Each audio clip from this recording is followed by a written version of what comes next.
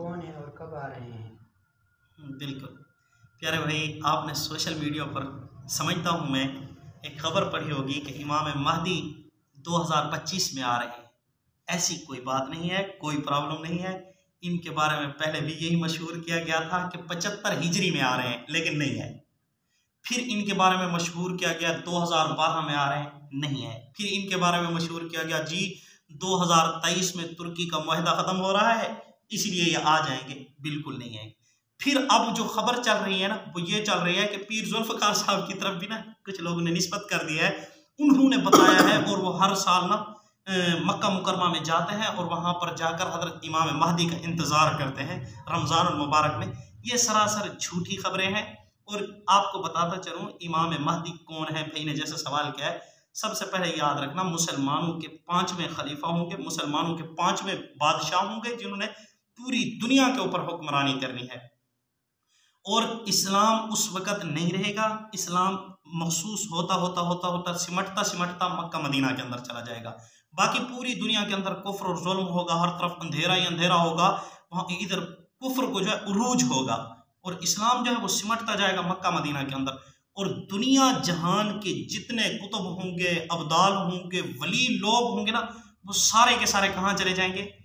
Mecca Medina के अंदर। फिर वहाँ पर रमज़ानुल मुबारक का महीना होगा। ये औलिया अल्लाह जिन्हें अब्दाल कहा जाता है, ये मखसूस होते हैं, हर एक अब्दाल नहीं है। तो ये काबा शरीफ का तवाफ़ कर रहे होंगे, उस वक़्त ये एक शख्स को देखेंगे जो हज़रत इमाम महदी होंगे। और इमाम महदी का नाम जनाब नबी करीम सल्लल्लाहु अलैहि वसल्लम ने फरमाया मेरे नाम के साथ मिलता जुलता होगा। उनका नाम मोहम्मद होगा, किनका? इमाम महदी का। और उनके अब्बू का नाम अब्दुल्ला होगा। लेकिन आपको यहाँ पर एक छोटी सी मजीद बात बतलाता चलूँ, अहले तशीह के नज़दीक इमाम महदी उनके 12वें इमाम हैं, हज़रत इमाम हसन अस्करी के औलाद में से हैं। हमारे नज़दीक ऐसा नहीं है। हमारे नज़दीक वो होंगे हज़रत हसन की औलाद से, और उनकी जो अम्मी होगी वो हज़रत हुसैन की औलाद में से होगी।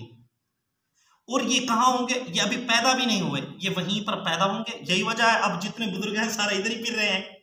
अगर ऐसा होता 2025 में भाई क्या आ रहा है, इमाम महदी आ रहे हैं, हमारे नज़दीक से मुराद अहले सुन्नत के नज़दीक देवबंदी, बरेलवी, अहले हदीस, हनफी, शाफी, मालकी, ये जितने भी हैं ना, इन तमाम के नज़दीक वो कुर्बे क़यामत आएंगे, कुर्बे क़यामत आएंगे। बाकी डराते आ रहे हैं और हम क्या है, किसी को बताया नहीं गया कि वो कब आएंगे। हमारे नज़दीक ये है।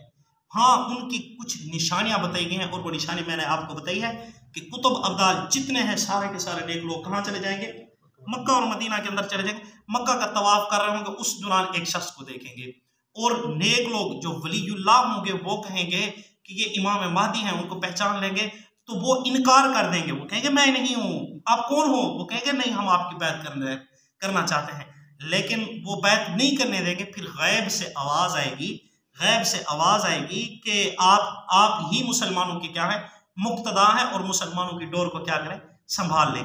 तो उन्होंने 2025 में भी नहीं आना। ये जितनी खबरें घूम रही हैं ये सरासर क्या है, गलत हैं, झूठ पर मबनी है, इनका हकीकत के साथ कोई ताल्लुक नहीं है और उनके बारे में किसी को नहीं बताया गया कि वो कब आ रहे हैं। कुछ लोगों ने कहा है नहीं जी, बनी इसराइल का वाक़या अल्लाह रब्बुल इज़्ज़त ने क्या किया है, वो 15वें पारे में बयान किया है।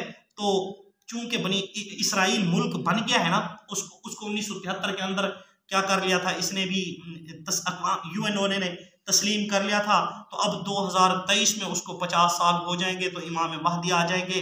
चूंकि पहले 15वीं सदी चल रही है ना, अब 1444 हिजरी चल रहा है, तो चूंकि ये 15वीं सदी चल रही है तो 15वां जो पारा है ना, सुभान अल्लाह, उसके शुरू में किसका तज़किरा है? इसराइल का। तो इसराइल का मुल्क बन गया है। अब चूंकि इसी 15 पारे के दूसरे हिस्से के अंदर, दूसरे आधे पारे के अंदर किसका तज़किरा है? सूरत कहफ दज्जाल से हिफाजत के लिए है। तो चूंकि दूसरी जो हिस्सा है ना सदी का, 15वीं सदी का, तो उसमें कौन आएगा? दज्जाल आएगा। फिर ये 16वीं सदी के शुरू में क्या हो जाएगा? ख़त्म हो जाएगा। तो ये क्या है, लोगों के, इसको हम क़यास भी कह सकते हैं, लोगों का इज्तिहाद भी कह सकते हैं, लेकिन इसका हकीकत के साथ कोई ताल्लुक नहीं है। सहाबा किराम नबी करीम सल्लल्लाहु अलैहि वसल्लम के बाद हमारे लिए अशखास हुज्जत नहीं है। कोई हमें कह दे कि इतना बड़ा आलिम है या इतना बड़ा मुहक्किक है या इतना बड़ा मुदक्किक है, वो ये कहते मेरी तहकीक ये है, मेरा इल्म यही है, या मैंने ये क्या कि कोई साइंस दावा कर दे हमारी क्या कि तहकीक के मुताबिक आ रहे हैं, तो हम किसी की मानेंगे नहीं। क्यों? जब अल्लाह ने नहीं बताया, रसूल ने नहीं बताया कि वो कब आएंगे, तो हम कैसे इकरार मतलब उनकी बात को मान सकते हैं? तो हम इनकार करेंगे। क्यों? हमारे लिए कोई अब हुज्जत नहीं है।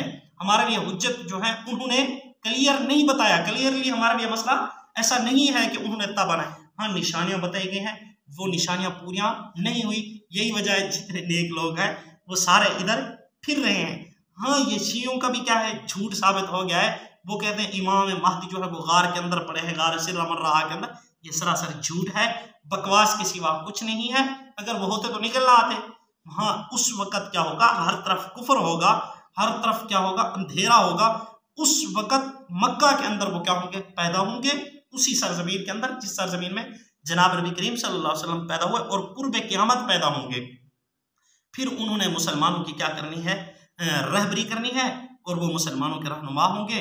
फिर उन्होंने क्या करना है, कुफर के साथ जंग करनी है। तो ये जो अब खबरें दी जाती हैं 2025 में आ रहे हैं, 2023 की खबर दी गई, 2012 की दी गई, और पहले 75 हिजरी की, ये जो करते आ रहे हैं ना, ये अगयार अपनी तरफ से मारते हैं, जिसका हकीकत के साथ कोई ताल्लुक नहीं है। दुआ है अल्लाह रब्बुल इज्जत हमें सही अहले इल्म के साथ जुड़ने की तौफीक अता फरमाए।